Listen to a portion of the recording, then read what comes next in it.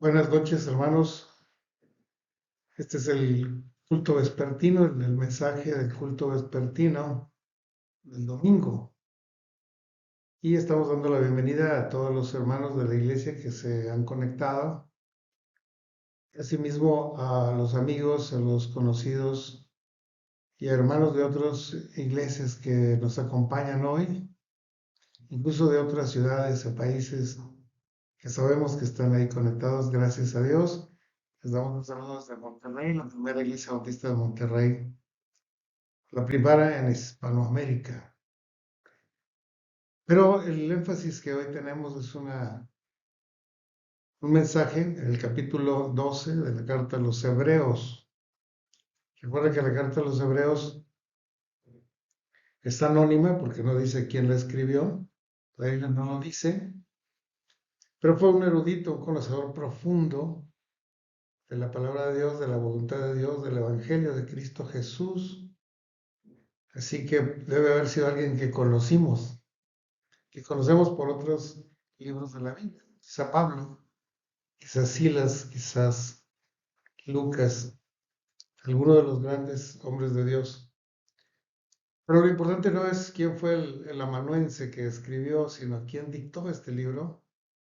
Y lo dictó el Espíritu Santo de Dios para fortalecer a los hebreos, es decir, a los israelitas que habían conocido de Jesucristo. No era exactamente una Biblia a todos los judíos, sino a los judíos creyentes, que necesitaban ir dejando las rutinas, los atavismos, las tradiciones judaicas que estorbaban al avance del Evangelio, porque el problema de las tradiciones es que estorban el avance. No es que sean malas en sí mismas, pudieron ser una buena costumbre, pero hasta ahí llega la iglesia, hasta ahí llega el hombre de Dios, hasta donde las tradiciones lo permiten. Así que vale la pena ir cambiando las tradiciones por los mandamientos de Jesús e ir creciendo cada día más y más. La Biblia abunda en mensajes de crecimiento. Dios manda su palabra para que crezcamos. Así como dice, haya hierba verde, la hierba verde la hubo y empezó a crecer y no ha parado de crecer y sigue creciendo. Y así cualquier otra cosa creada por Dios recibe vida y por tanto crecimiento, desarrollo, avance, prospera hasta dar fruto abundante. Y así debe ser la vida del cristiano y así debe ser la iglesia de Jesucristo, una iglesia que crece cada día más y más y que funciona cada día mejor y mejor y que da más y más fruto conforme pasa el tiempo y conforme recibe la palabra y esta da mucho fruto. Así que el escritor de los Hebreos, en el nombre de Dios y en la presencia de Dios, escribe esta carta para crecimiento de la iglesia, para edificación de la iglesia. No se edifica de alguna otra manera, sino con la palabra de Dios. Es lo que edifica. Así que vamos a leer estos 11 versículos de Hebreos 12 para que veamos cuál es la enseñanza que Dios da a través de este capítulo a la iglesia para su crecimiento y desarrollo. Dice así, por tanto nosotros también, teniendo en derredor nuestro una tan grande nube de testigos, despojémonos de todo peso y del pecado que nos asedia y corramos con paciencia la carrera que tenemos por delante. Puestos los ojos en Jesús, el autor y consumador de la fe, el cual por el gozo puesto delante de él, sufrió la cruz, menospreciando el oprobio, y se sentó a la diestra del Padre del trono de Dios. Considerad a aquel que sufrió tan contradicción de pecadores contra sí mismo, para que vuestro ánimo no se canse hasta desmayar, porque aún no habéis resistido hasta la sangre, combatiendo contra el pecado, Y habéis ya olvidado la exhortación que como a hijos se os dirige, diciendo, hijo mío, no menosprecies la disciplina del Señor, ni desmayes cuando eres reprendido por Él. Porque el Señor al que ama, disciplina y azota a todo aquel que recibe por hijo. Si soportáis la disciplina, Dios os trata como a hijos. Porque ¿qué hijo es aquel a quien el Padre no disciplina? Pero si se os deja sin disciplina, de la cual todos han sido participantes, entonces son ustedes bastardos y no hijos. Por otra parte, tuvimos a nuestros padres terrenales que nos disciplinaban y no obstante los venerábamos. Que no obedeceremos mucho mejor al Padre de los Espíritus y viviremos. Y aquellos ciertamente por pocos días nos disciplinaban como a ellos les parecía, pero este Señor, nuestro Padre, nos disciplina para lo que nos es provechoso, para que participemos de su santidad. Es verdad que ninguna disciplina en el presente parece ser causa de gozo, más bien parece causa de tristeza, pero después que da fruto apacible de justicia a los que en ella han sido ejercitados. Hasta ahí la palabra de Dios. El capítulo pues trata acerca de la disciplina que el Señor nos da. Una vez escuché a un gran hombre, un gran profesional, un hombre que era conocido en todas las iglesias bautistas y en todas las periódicos y en todas partes, era muy famoso él, pero una vez le preguntaron que por qué había venido esta inundación y este ciclón, si pensaba él que fuera un castigo de Dios. Él dijo, no, Dios no castiga a nadie. Y me sorprendió mucho esa expresión porque si no castiga a nadie, entonces no tiene hijos, Dios. Dios castiga a sus hijos y no es el castigo destructor que te mereces, sino es una disciplina que necesitas. Es distinto hacer el castigo como una venganza, hacer la disciplina como un acto formativo, como algo que te hace mejor cada día. Así que la disciplina de Dios existe y la ejerce. Incluso el castigo que da hacia los no creyentes todavía tiene el propósito de hacerlos reflexionar y traerlos al arrepentimiento. Porque así es de nuestro Dios, de misericordioso, como veíamos esta mañana. Es mucho más que un castigo merecido. La disciplina de Dios es mucho más que eso. Se trata de un camino de justicia, en el cual va siendo justo y cada vez más justo. Vas conociendo la justicia mejor y vas ejerciendo la justicia de Dios hacia las gentes conforme avanzas en ese camino de disciplina de Dios. Es una ascendente vía de luz, donde cada vez ves mejor el panorama y más claro y mejor iluminado, porque estás aprendiendo de la disciplina de Dios. Es una carrera de competencia, en la cual mientras más persistes y perseveras, más avanzas, más velocidad tomas, más metas alcanzas, más reconocimientos, más galardones, más premio.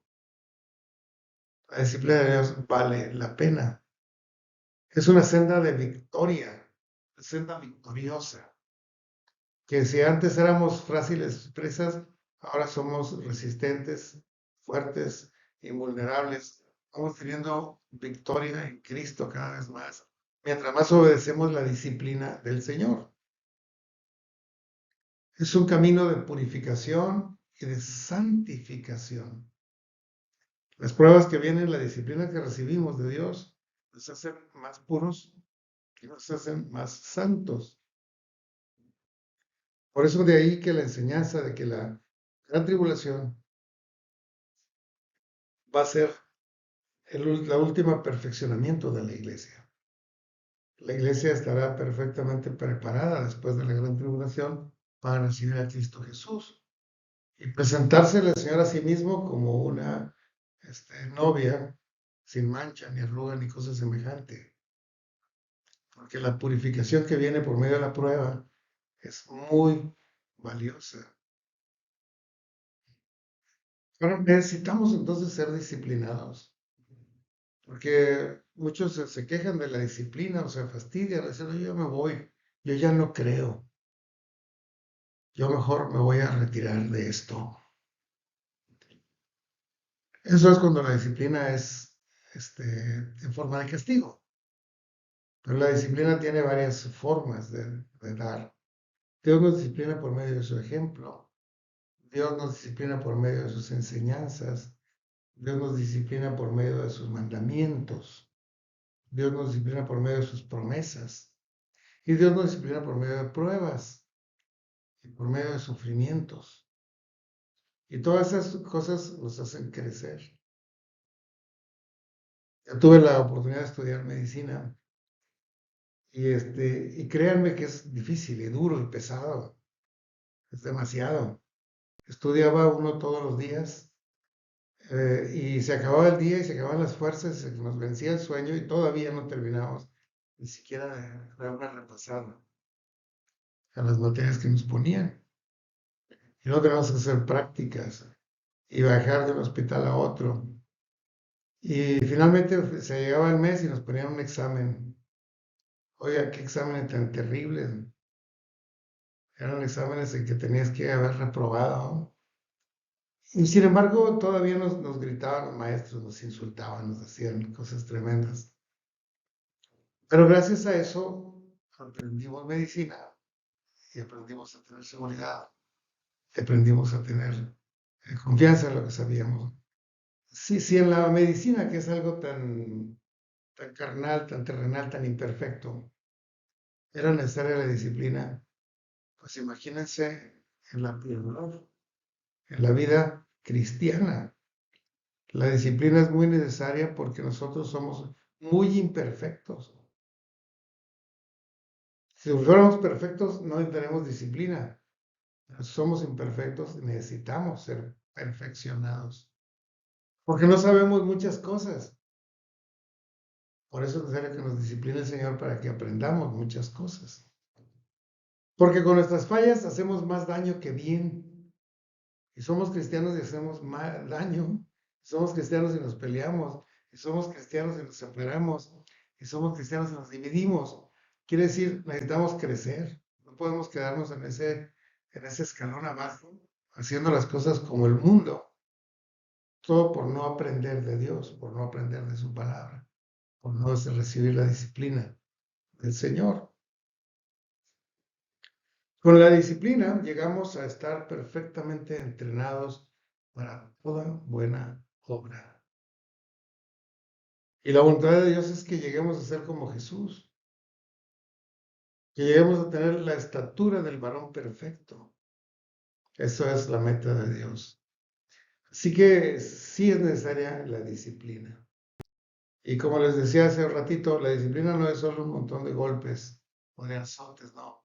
Es una disciplina, es una cultura, es una educación, es un aprendizaje, es un crecimiento, eso es la disciplina.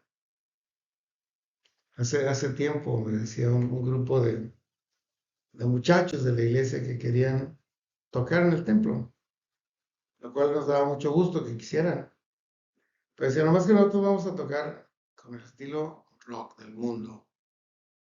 Ya tenemos nuestra batería, nuestros ruidos y nuestras cosas. Así, sí. Y no queremos que nos vayan a poner a ensayar y a poner a estudiar música ni nada de eso, ¿no? Nosotros ya tocamos y eso queremos compartir. Entonces no quieren ustedes aprender más, no quieren ensayar bien para hacerlo perfecto. No. Por eso no vienen los cultos de oración tampoco. No. Por eso no se presenta en la escuela dominical. No. Bueno, pues no van a tocar. No solo que no me guste la batería o la guitarra, eso es lo de menos. Lo que no me gusta es que una persona que no quiere crecer, quiera enseñar y quiera ministrar a otros.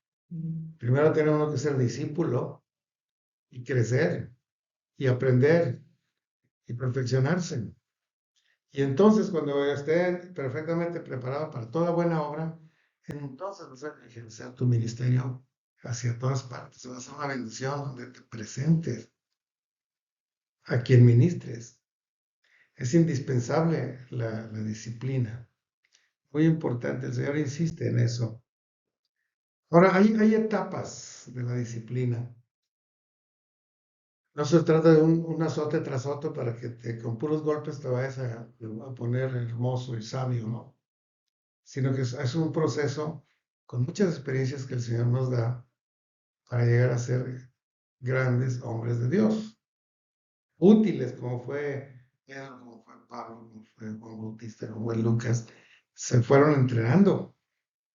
Al principio Pablo era un asesino, era un perseguidor, era un rebelde, pero él fue disciplinado por Dios. Llegó a ser el más grande misionero de la historia. Y así como hace muchos ejemplos bíblicos y muchos ejemplos de la historia de la iglesia y la historia de nuestra iglesia y la historia de tu vida, hermano, porque nosotros antes éramos inconversos. Aún los que recibimos al Señor chiquitos, tenemos un pasado negativo, pero la disciplina nos va haciendo crecer más y más. Así que las etapas de la disciplina que marca este capítulo 12 de Hebreos, en primer lugar dice, despojémonos de todo peso, el peso que no nos deja avanzar, ¿no? Si queremos caminar, no nos puede porque vamos doblando las rodillas con ese peso que traemos. Y el peso de las malas costumbres, de los malos hábitos, de las muchas distracciones, de las diversiones vanas, de las cosas que no sirven para nada y que nos consumen todo el tiempo, hay que quitarlo. Puede ser un deporte, puede ser una afición, puede ser una distracción, puede ser un pecado. Hay que dejarlo atrás, quitarnos el fardo como lo hizo el peregrino, el progreso del peregrino. Ese fardo no lo dejaba avanzar y un día por el testimonio del cristiano, él se quitó el peso y se lo dejó al Señor y pudo avanzar ahora sí. Claro, mientras abracemos las malas costumbres, las malas compañías, pues no vamos a avanzar nada. Hay que ser conscientes de que hay cosas que no honran al Señor y hay que dejarlas ahí. También hay que dejar despojarnos del pecado que nos asedia. Porque estos pecados nos inutilizan, neutralizan la espiritualidad, paralizan al cristiano. Así que dice, pero a mí no me hace daño, yo puedo hacerlo. No, no, déjalo, quítalo. Detiene tu crecimiento y da mal testimonio. Quítalo, alejado de ahí. Pon tus ojos en Cristo Jesús, dice, y poniendo los ojos en Jesús, el autor y consumador de la fe. Porque incluso poner los ojos en otras personas nos distrae y nos acaba. Por eso es tan pecaminosa la idolatría. Cualquiera que voltee a ver un ídolo ya dejó de crecer en el espíritu. Empieza a irse para atrás, empieza a perder todo lo ganado, porque nuestros ojos deben estar puestos en Jesús y solamente en Él. Si lo ponemos un nombre, así sea un hombre muy cristiano, nos podemos decepcionar y distraer y tropezar. Pero hay que poner los ojos en el Señor. Y muy particularmente tenemos que ver el sufrimiento que Cristo tuvo, porque Él aprendió con el sufrimiento y consiguió la salvación nuestra por medio del sufrimiento. Así que la disciplina y el sufrimiento del Señor son muy fructíferos. Vale la pena pasarlos, vale la pena enfrentarlos y soportarlos, porque habrá un gran crecimiento. No debemos menospreciar la disciplina del Señor, dice, y su castigo. Y no debemos menospreciar su reprensión. A veces nos reprende por medio de nuestros padres, a veces por medio del pastor, o de un maestro, de un consejero, o de un amigo cristiano.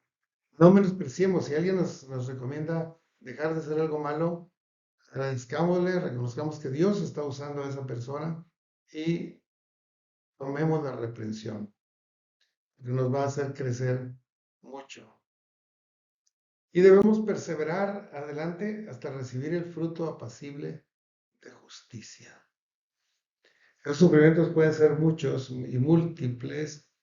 Son sufrimientos en el reino. Persecuciones, críticas, falta de apoyo, menosprecio de otros. Usted sigue adelante, porque así menospreciaron al Señor Jesús, así menospreciaron a Pablo, así menospreciaron a los profetas que fueron antes que ellos, y así han menospreciado a todo cristiano. Pero el que persevera hasta el final, ese no solo será salvo, sino que será fructífero. Son las etapas de la disciplina y valen la pena. Creo que la mejor forma de disciplina que existe se llama discipulado. Es una disciplina. Es como la disciplina del karate, como la disciplina del piano, como la disciplina del arte, la disciplina de la ciencia. Todas son disciplinas. La disciplina de los soldados. Pero la disciplina del cristiano es mucho más fructífera y mucho más buena. Así que vale la pena disciplinarnos en un discipulado y resistir y soportar toda la disciplina del Señor y toda reprensión que Él nos haga, porque el Señor nos está limando, nos está puliendo, como la plata, como el oro, como los diamantes, para que lleguemos a estar enteramente preparados para toda buena obra. El fruto, pues, es dado por el Padre Celestial, nos confirma que somos hijos de Dios, este sufrimiento. Este sufrimiento que enfrentamos es producto del amor de Dios, que nos hará más amorosos.